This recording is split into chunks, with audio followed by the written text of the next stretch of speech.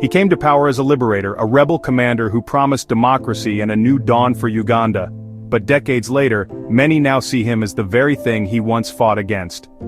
Yoweri Museveni has ruled Uganda since 1986. Once celebrated for restoring stability after years of dictatorship, his prolonged grip on power has drawn deep criticism, both at home and abroad. In the early 1980s, Uganda was reeling from the brutal regimes of Idi Amin and Milton Obote.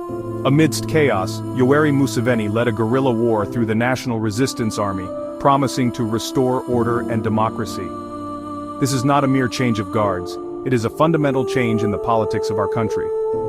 And for a while, it was. Uganda began to recover, economically, politically, and socially.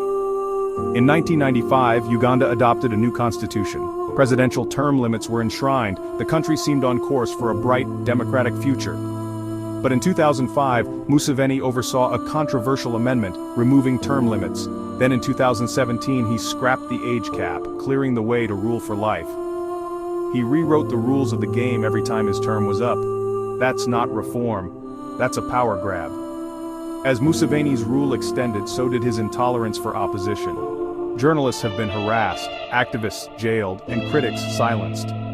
We want change, not another decade of the same leader. The 2021 elections were marred by violence, internet blackouts, and mass arrests. Museveni claimed victory, but many Ugandans questioned the credibility of the vote.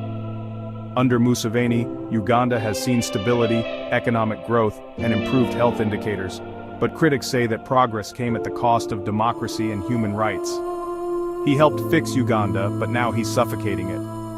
Museveni insists he is holding Uganda together, but for a growing number of citizens he has overstayed his welcome. From revolutionary to ruler for decades, Yoweri Museveni's journey reflects the African paradox, where liberation sometimes leads to lifelong power.